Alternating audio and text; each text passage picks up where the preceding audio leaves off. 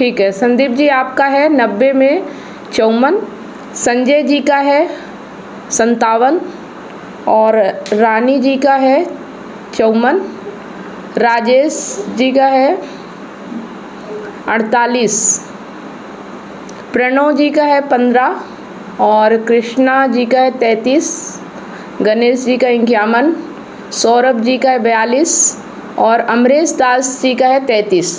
ठीक है, सभी लोगों ने सुन लिया अपना। वैसे आप लोग तो अपने में देख भी चुके होंगे।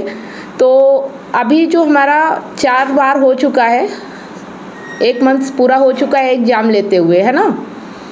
तो इसमें से जो फर्स्ट विनर है वो है रानी जी, क्योंकि पहली बार रानी जी का सबसे पहले ज़्यादा नंबर आया था, फिर उसके बाद संदीप जी का आया तो बराबर हो गया था, फिर रानी जी का आया तो उनका 2 बार हो गया, संदीप जी का 1 बार हुआ था और इस बार संदीप जी और रानी जी दोनों बराबर अंक लेके आए हैं, है ना, 54।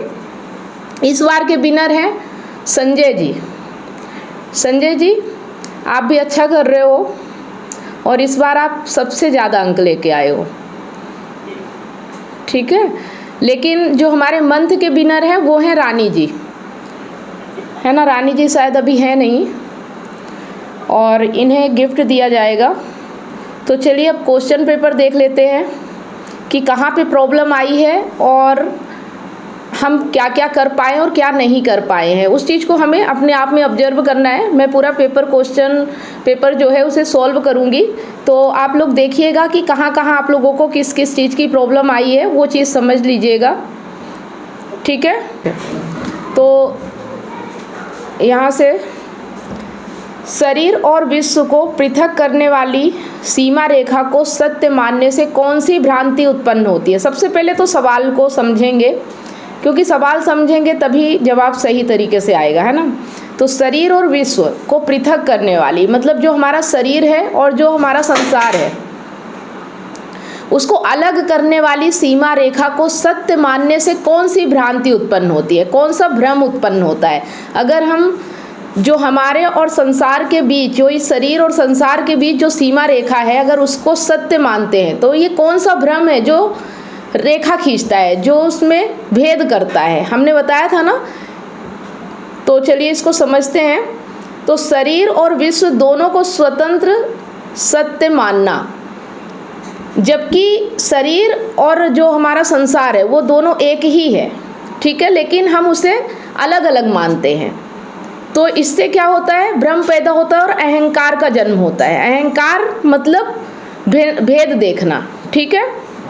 अगर सत्य है तो एक है और अगर अहंकार है तो हम भेद देखते हैं। हम अपने शरीर को अलग मानते हैं और संसार को अलग मानते हैं। ये भेद उत्पन्न होता है, भ्रांति उत्पन्न होती है जो कि एक दूसरे को अलग करता है, ठीक है। तो जवाब क्या है इसका, शरीर और विश्व दोनों को स्वतंत्र सत्य मानना, तब ये भेद उत्पन्न होता है, क्योंकि हम इसको अलग अलग मानते हैं, हम स्वतंत्र मानते हैं, जबकि ये दोनों एक है, स्वतंत्र नहीं है, एक दूसरे से जुड़े हुए हैं, ठीक है, आपस में स्वतंत्र नहीं है। और दूसरा क्या है इसका उत्तर, जीवात्मा और पुनर्जन्म जैसे सिद्धांतों का निर्माण। अगर हम शरीर और संसार को अलग मानेंगे तो क्या होगा, जीवात्मा और पुनर्जन्म जैसे सिद्धांतों का निर्माण होता है, फिर अंधविश्वास का जन्म होता है, ठीक है। किसका जन्म होता है, अंधविश्वास का। अगर हम शरीर और संसार को अलग मानेंगे तो अंधविश्वास का जन्म होता है और ये हानिकारक है और इसी के कारण हम दुखी होते हैं, ठीक है। समझ में आ गया ना कि शरीर और संसार में अंतर नहीं होना चाहिए, लेकिन हम भेद समझते हैं और इसीलिए हम दुखी रहते हैं। पहला क्वेश्चन समझ में आ गया, ठीक है। बोलते हुए जाइए तभी तो समझ में आएगा कि समझ में आया कि नहीं आया, है ना। तो पहला प्रश्न समझ में आ गया कि शरीर और संसार में अगर हम अलगाव या भेद समझते हैं, यही हमारे दुख का कारण है। दुख क्या है कि शरीर अलग है और संसार अलग है, जबकि शरीर और संसार एक है, उसमें भेद नहीं है, उसकी कोई स्वतंत्र सत्ता नहीं है, ठीक है। फिर दूसरा है, शरीर और विश्व की एकता को समझने के लिए सबसे महत्वपूर्ण क्या है। शरीर और विश्व की एकता को समझने के लिए सबसे महत्वपूर्ण क्या है। अब देखो, भेद कौन करता है, अहंकार, जिससे कि अंधविश्वास पैदा होता है और हमें दुख भी मिलता है। लेकिन इसकी एकता को समझने के लिए सबसे ज़रूरी क्या है, ये एक है, इसके लिए ज़रूरी क्या है, तो सांसारिक इच्छाओं का पूर्ण त्याग, ये किसी ने लगाया है, ये गलत है। ठीक है, इसका जो सही उत्तर है, सीमा रेखा को भ्रांति के रूप में देखना, मतलब जो सीमा रेखा है उसको एक भ्रम की तरह देखना, क्योंकि ये भ्रम है, ये सत्य नहीं है ना। हमारे और संसार के बीच में, शरीर और संसार के बीच में भेद नहीं है, वो हम देखते हैं, वो अहंकार देखता है। ठीक है, तो इसको देख लेना कि एक भ्रम है। और दूसरा जो इसका सही जवाब है, बौद्धिक विश्लेषण द्वारा विश्व की प्रकृति को समझना। बौद्धिक विश्लेषण द्वारा मतलब जो हमारी बौद्धिक विश्लेषण है, बुद्धि से विश्व की प्रकृति को समझना कि ये विश्व है क्या। जब विश्व की प्रकृति को समझते हैं, जब हम अपनी प्रकृति को समझते हैं, तो पता चलता है कि बाहर और भीतर सेम है ना, सब कुछ सेम ही है, बाहर भी प्रकृति है और भीतर भी प्रकृति है। तो उसको कैसे बुद्धि से देखेंगे, समझेंगे अपने बौद्धिक विश्लेषण से। ठीक है,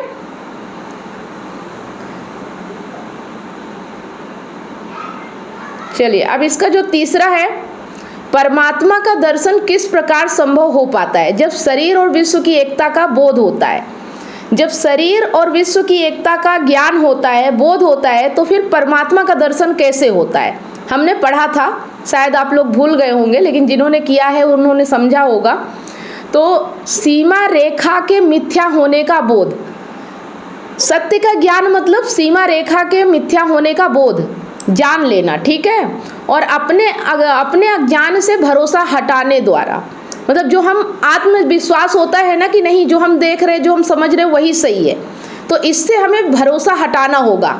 कभी भी अपने खुद के भरोसे पे इतना भरोसा नहीं करना चाहिए, जिसे कहते हैं ना आत्मविश्वास, वो कभी भी सही नहीं होता है। वो हमें आत्मविश्वास आता कहाँ से है? जो हमें दुनिया बताती है कि ऐसा ही है, हम भी उसी को मान लेते हैं। लेकिन आत्मज्ञान मेन होता है, आत्मविश्वास भी धोखा होता है, एक तरह से झूठ ही होता है। तो अपने अज्ञान से भरोसा हटाने द्वारा, ठीक है, जो हमारा अज्ञान होता है, जो हम नहीं जानते, हमें उस पर भरोसा नहीं करना है। हमें मानना है कि अगर हम सीमा रेखा खींच रहे हैं तो ये अज्ञान है, ठीक है, यही अहंकार है। तो उससे अगर भरोसा हट गया तो फिर आप सत्य के दर्शन कर सकते हो। अज्ञान को देखना ही ज्ञान की प्राप्ति है ना, अपने अज्ञान को समझ पाना। इसके बाद है, शरीर और विश्व को एक मानने से कौन सी गलत धारणा समाप्त हो जाती है? शरीर और विश्व को अगर एक मानते हैं तो जो गलत धारणा है, जो अंधविश्वास है, वो समाप्त हो जाता है। तो उसमें क्या है, शरीर के भीतर स्वतंत्र जीवात्मा का अस्तित्व। शरीर के भीतर जो जीवात्मा है उसका स्वतंत्र अस्तित्व, ठीक है, स्वतंत्र जीवात्मा का अस्तित्व। और दूसरा है परमात्मा के दर्शन की जटिलता, ये किसी ने लगाया है, जबकि इसका जो सही उत्तर है, विश्व के निर्माता ईश्वर की अनिवार्यता। ठीक है, तो जो विश्व का निर्माण करता है, जो ये ब्रह्म है पूरा, जो ये पूरी प्रकृति है, ठीक है, इसकी अनिवार्यता, ये अनिवार्य है, ये सत्य है, बाकी सब कुछ झूठ है। जो हम अपना संसार बनाते हैं ना, जो लालच, डर, कामना, ये सब झूठ होता है। सिर्फ एक है कि ये विश्व है, ये ब्रह्म है, ये प्रकृति है, ये सत्य है। ठीक है, तो शरीर के भीतर स्वतंत्र जीवात्मा का अस्तित्व और विश्व के निर्माता ईश्वर की अनिवार्यता, बस यही दो चीज़ें हैं जो कि विश्व एक मानने से कौन सी गलत धारणा समाप्त हो जाती है? ये धारणा समाप्त हो जाती है ना, कि विश्व का निर्माता कोई ईश्वर होगा। ऐसा हम समझते हैं ना कि विश्व है तो कोई ईश्वर भी होगा बनाने वाला, जबकि सिर्फ ब्रह्म है, प्रकृति है, कोई इसे बनाने वाला नहीं, ये सब ऑटोमेट है। यहाँ कोई ऐसा नहीं है कि जो इसे बनाता है ना। और एक चीज़ है कि शरीर के भीतर स्वतंत्र जीवात्मा का अस्तित्व है, मतलब हम ये जानते हैं कि शरीर के भीतर कोई जीवात्मा टाइप की है, ऐसा कुछ नहीं होता, सब प्रकृति ही है ना। ये भ्रम दूर हो जाते हैं। ये भ्रम होने के कारण हम अंधविश्वास में पड़े रहते हैं। जब ये अंधविश्वास टूटता है तो ऑटोमेटिक हमारे जीवन में सत्य आ जाता है। चलिए अब इसके आगे देखते हैं कि शरीर और विश्व के बीच की सीमा रेखा को मिथ्या समझने से क्या परिणाम प्राप्त होते हैं। अगर आप उसे मिथ्या समझते हो, समझ जाते हो कि एक भ्रम है, तो परिणाम क्या मिलता है? ठीक है, तो इसमें जो सही उत्तर है, परमात्मा के साक्षात्कार का अनुभव। जब आप ये समझ जाते हो कि ये जो भी आप समझ रहे हो ये अज्ञान है, ये झूठ है, ये भ्रम है, तो फिर परमात्मा का साक्षात्कार, उसका अनुभव होने लगता है। फिर आपके भीतर ही सत्य दिखने लगता है, समझ में आने लगता है कि कुछ तो है ऐसा जो सत्य है, वो आपको आनंद देता है, वो आपको खुशी देता है, ठीक है। और शरीर और विश्व की एकता का बोध, शरीर और विश्व एक है, ये ज्ञान हो जाता है आपको, ये बोध हो जाता है। चलिए, तो ये जो हमारा प्रेम बुक का था, ये किसका था? अष्टवक्र गीता का, ठीक है। चलिए अब इसके आगे देखते हैं। अष्टवक्र गीता में इतने सवाल समझ में आ गए। अगर कोई दिक्कत हो तो आप लोग क्वेश्चन कर लीजिएगा। पहले तो हमने पढ़ा है, फिर हमने जवाब दिया है, अब हमने समझा है, 3 बार हो चुका है ना। इसमें भी अगर कुछ दिक्कत है तो आप लोग पूछ लीजिएगा। अगर जो चीज़ नहीं समझ में आ रही है कि शरीर क्या है, विश्व क्या है, परमात्मा क्या है, क्योंकि ये ऐसी चीज़ें हैं कि ये हम हमेशा सुनते नहीं हैं, है ना। लेकिन यहाँ पे अब हम पहली बार सुन रहे हैं तो थोड़ा सा तो दिक्कत आएगी। लेकिन अगर इस चीज़ को हम समझ गए ना, तो ही हम जीवन के हर समस्या को सॉल्व कर पाएंगे। अगर मेन चीज़ को नहीं समझेंगे तो हमारे जीवन की समस्या कभी भी सॉल्व नहीं होगी। अभी यहाँ गीता के क्वेश्चन हैं, गीता से लिए गए हैं। जो हमने गीता पढ़ी थी, थोड़ा सा चैप्टर पढ़ा था, आप लोगों को दिया भी गया था, उसी में से ये क्वेश्चन आए हैं। तो यज्ञ की मूल प्रकृति क्या है जब इसे सांसारिक विकल्पों के त्याग के रूप में देखा जाए, ठीक है। तो यज्ञ के बारे में हमने पढ़ा था। यज्ञ क्या है कि अपने जो भी हमारे कर्म होते हैं, जैसे कि लालच से, लोभ से सकाम कर्म होता है, उसका त्याग ही यज्ञ कहलाता है, ठीक है। तो यहाँ पे जो उत्तर है कि जब इसे सांसारिक विकल्पों के त्याग के रूप में देखा जाए, है ना, जो कि हम सांसारिक विकल्प होते हैं जो हमारे पास, अगर उनका त्याग के रूप में देखा जाए तो वास्तव में यज्ञ क्या है ना। तो आत्मा की खोज के लिए सांसारिक विकल्पों का परित्याग, सत्य की खोज, आत्मा सत्य ही है, ठीक है। आत्मा, सत्य, बोध, ज्ञान, ये सब एक ही है, इसे एक ही समझिएगा। चाहे आत्मा बोले तो भी, सत्य बोले, बोध बोले, ये सब एक ही तल की चीज़ें हैं, एक ही चीज़ है, इसमें कोई अंतर नहीं है, है ना। तो आत्मा की खोज के लिए सांसारिक विकल्पों का परित्याग ही यज्ञ है। अगर आप सत्य जानना चाहते हो, अपने जीवन में समझना चाहते हो कि मेरे जीवन में ये दुख क्यों है, ये प्रॉब्लम क्यों है, तो इसके लिए आपको जो सांसारिक विकल्प होते हैं आपके पास, जो डर, लालच, लोभ, मोह, माया, ये सब सांसारिक विकल्प है, तो इनका परित्याग यही यज्ञ कहलाता है, ठीक है। और दूसरा है निष्काम कर्म के रूप में जीवन का चुनाव। दूसरा क्या करना है कि निष्काम कर्म के रूप में, बताया था ना कि सकाम कर्म का त्याग करके निष्काम कर्म करना ही यज्ञ कहलाता है ना। तो निष्काम कर्म के रूप में जीवन का चुनाव, अपने जीवन में सिर्फ निष्कामता को चुनेंगे, कामना को नहीं चुनेंगे, लालच और स्वार्थ को छोड़ना है, ठीक है। कहने का मतलब ये है कि हमें किसी व्यक्ति को नहीं छोड़ना है, ठीक है, किसी वस्तु को नहीं छोड़ना है, इस चीज़ को नहीं छोड़ना। हमारे भीतर से जो उसके प्रति कामना है, जो उम्मीद है, जो लालच है, जो स्वार्थ है, उसको छोड़ना है। उसको छोड़ोगे तो आपका रिश्ता निष्काम हो जाएगा, फिर उसमें कामना नहीं रहेगी, स्वार्थ नहीं रहेगा, तो फिर टेंशन भी नहीं आता है और डर भी नहीं आता है और चिंता भी नहीं होती है, दुख भी नहीं होता है, ठीक है। दुख होने का कारण ही है कि हम कामना से उस व्यक्ति को देख रहे हैं, हम कुछ ना कुछ स्वार्थ देख रहे हैं उसके साथ, और जब पूरा नहीं होता तो दुखी हो जाते हैं। इस चीज़ को समझना है ना, क्योंकि संसार में आप किसी से कोई भी कामना रखोगे, कुछ भी स्वार्थ रखोगे, वो कभी पूरा नहीं होता है, क्योंकि वो हमारे हाथ में नहीं होता है। हम उम्मीद तो कर लेते हैं कि ऐसा हो जाए तो मेरा जीवन बढ़िया हो जाए, लेकिन उम्मीद हम कर रहे हैं, करने का अगर दूसरे के ऊपर डिपेंड है कि वो करेगा तो अच्छा हो जाएगा, तो फिर वो कैसे होगा, है ना। जो दूसरे के ऊपर डिपेंड हो गई चीज़, तो वो फिर कैसे हो सकती है, वो तो उसके हिसाब से होगी, वो जैसा चाहेगा वैसा होगा, फिर हमारी उम्मीद पूरी नहीं होगी, और नहीं होगी तो हम दुखी हो जाते हैं। तो उम्मीद को छोड़ना है, ठीक है। फिर है अग्नि का यज्ञ में क्या प्रतीकात्मक महत्व है, ये भी हमने पढ़ा था। अग्नि का यज्ञ में क्या प्रतीकात्मक, प्रतीक यानी कि निशान, चिन्ह जो भी होता है, उसका महत्व क्या है कि अग्नि का, तो इसमें क्या है, दी गई वस्तु को पूर्ण रूपेण त्यागना, ठीक है। जो भी वस्तु है उसका अग्नि में समर्पित कर देना। जो हम बाहर यज्ञ करते हैं, वहाँ पे जो अग्नि प्रज्वलित करते हैं, उसमें क्या करते हैं कि जो भी हमारे पास वस्तुएं होती है उसे हम पूर्ण रूपेण समर्पित कर देते हैं, त्याग कर देते हैं, और वो फिर उसमें भस्म हो जाती है, स्वाहा हो जाती है, और फिर उससे हम कामना करते हैं कि हमें कुछ अच्छा मिलेगा।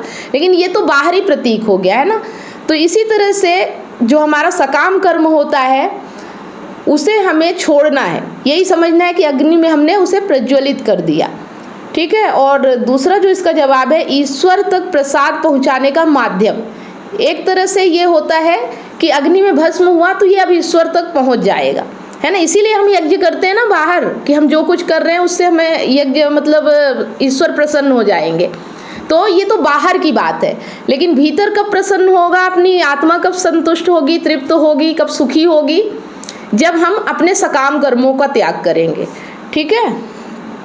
तो ईश्वर तक प्रसाद पहुंचाने का एक माध्यम होता है अग्नि का, ठीक है। तो इसे यज्ञ में क्या समझते हैं, प्रतीकात्मक है। इसका जो उत्तर है, ईश्वर तक प्रसाद पहुंचाने का माध्यम, मतलब ईश्वर तक बात पहुंचाने का एक माध्यम होता है, और प्रकृति को दी गई वस्तु को पूर्ण रूपेण त्यागना, जो भी है उसे पूर्ण रूप से छोड़ देना, है ना। ज़्यादातर हमारे जीवन में क्या होता है, सकाम कर्म ही होता है, बिना कामना के तो हम कुछ करते ही नहीं, तो उसे पूर्ण रूप से त्यागना। जब आप ऐसा कर लोगे ना, फिर आपके जीवन से शिकायत खत्म हो जाएगी, आपको यही जीवन बहुत अच्छा लगने लगेगा। तीसरा है, यज्ञ तभी संभव है जब व्यक्ति किस अवस्था को प्राप्त करता है। यज्ञ तभी संभव है जब व्यक्ति इस अवस्था को प्राप्त करता है। कौन सा, सांसारिक विषयों की संगति से मुक्ति, है ना। सांसारिक जो वस्तुएं हैं उनकी संगति से मुक्ति, मतलब संगति बाहर से रहे लेकिन मन से संगति नहीं होना चाहिए, है ना। हम जो भी बात कर रहे हैं वो भीतर की बात है, मन की है, उसे बाहर नहीं लागू करना है, उसे अपने मन से त्यागना है। तो जो सांसारिक विषय हैं, जो लोभ है, लालच है, डर है, मोह, ये सब विषय हैं, है ना। और इसी के कारण हम संसार में कुछ ना कुछ करते हैं। तो इन विषयों की संगति का त्याग करना है, निष्कामता लाना है, इनका त्याग करना है।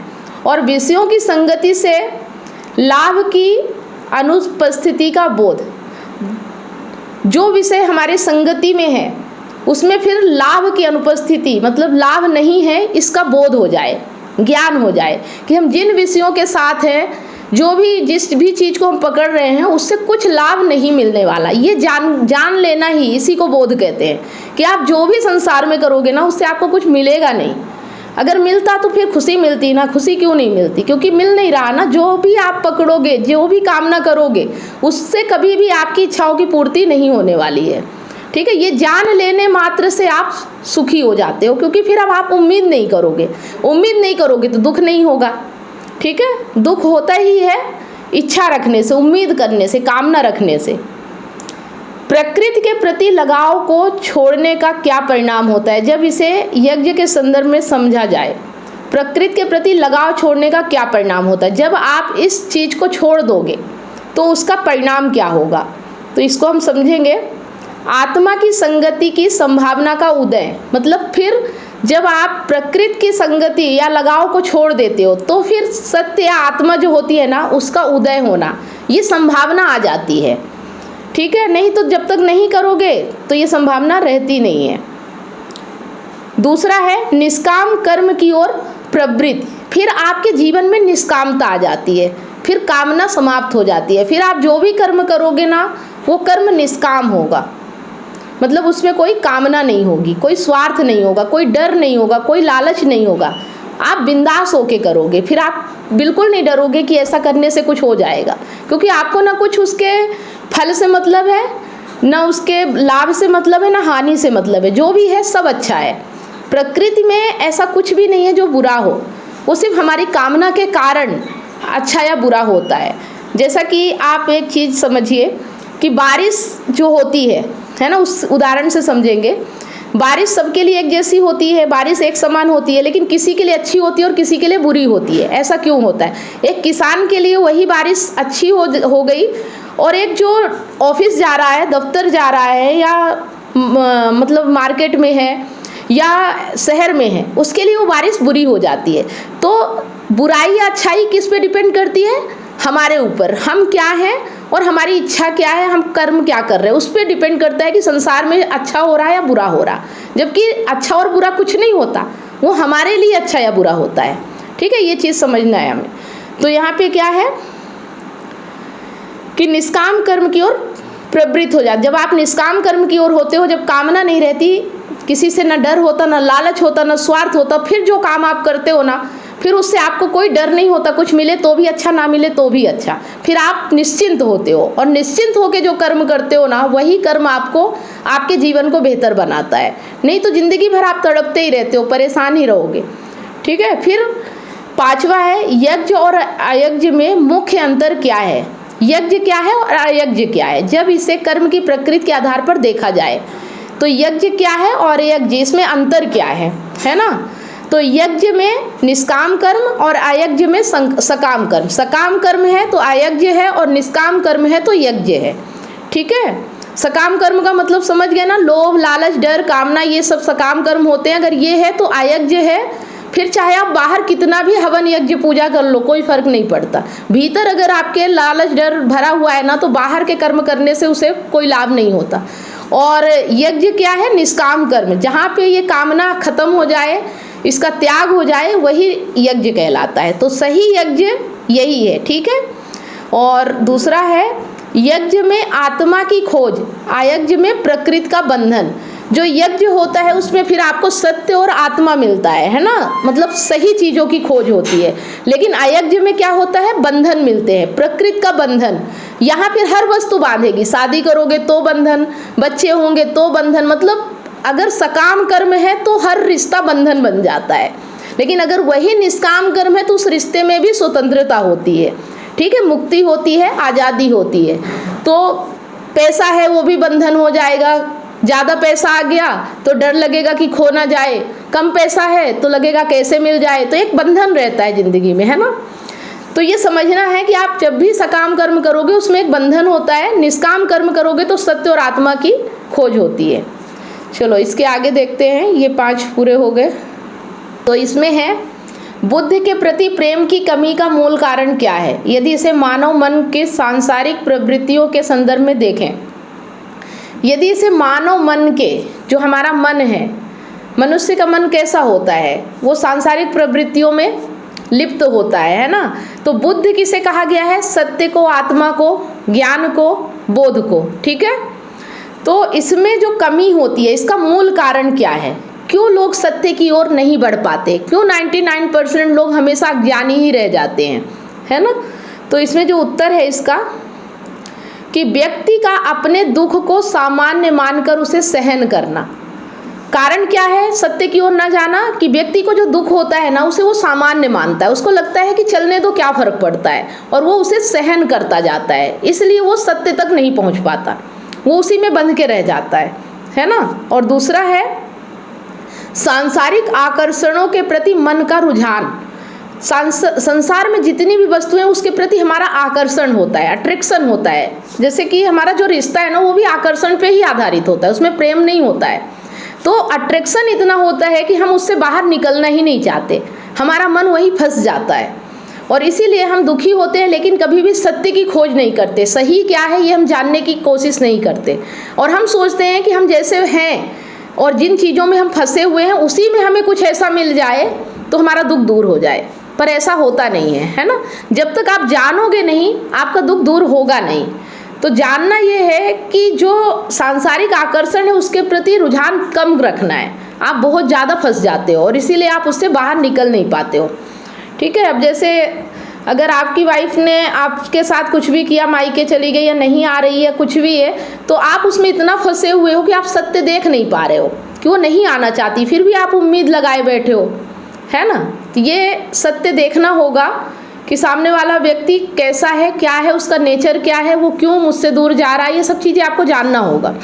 ठीक है।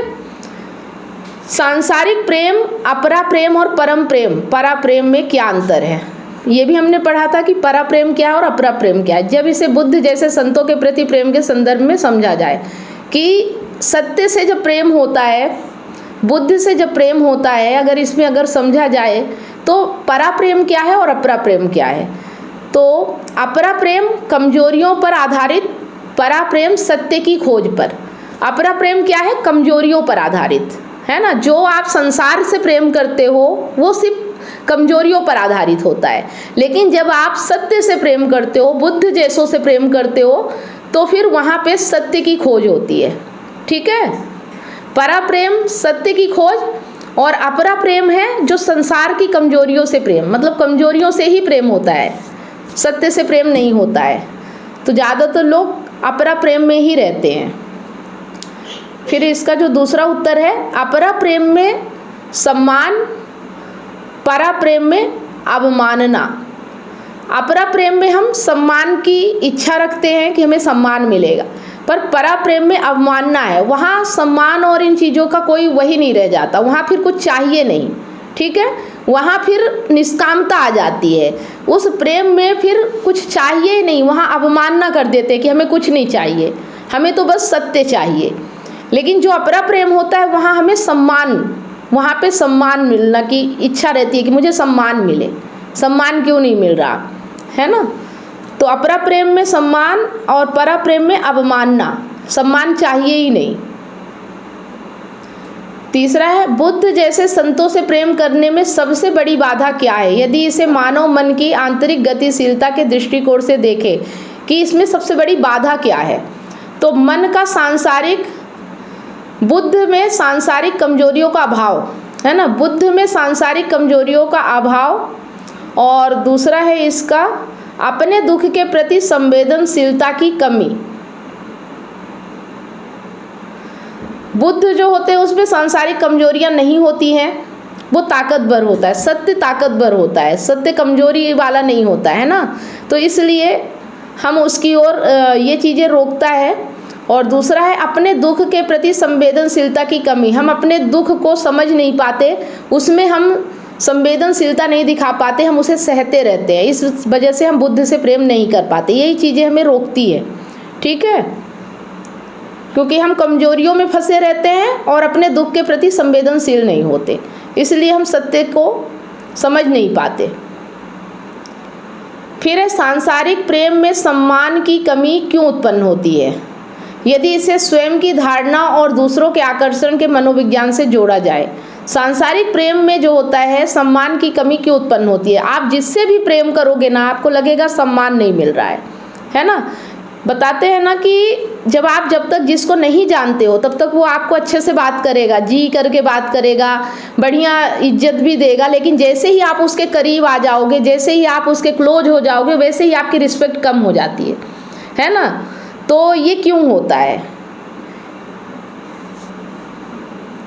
तो ये क्या है सांसारिक प्रेम के, इसको समझेंगे तो इसमें क्यों होता है कि स्वयं की हीन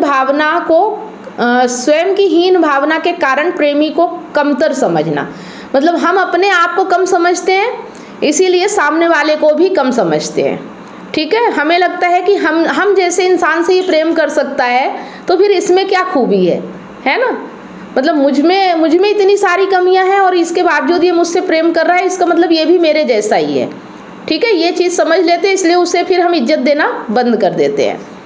और दूसरा है दूसरे के आकर्षण को उसकी कमजोरी के रूप में देखना, मतलब दूसरे के प्रति जो आकर्षण होता है या दूसरा हमें आकर्षित हो जाता है तो हम ये समझते हैं कि उसके अंदर भी कोई कमजोरी होगी, इस वजह से वो हमारी ओर आकर्षित हो रहा है। और ये बात सही है, अगर कोई कमजोरी ना होना तो कोई किसी की ओर आकर्षित हो ही ना।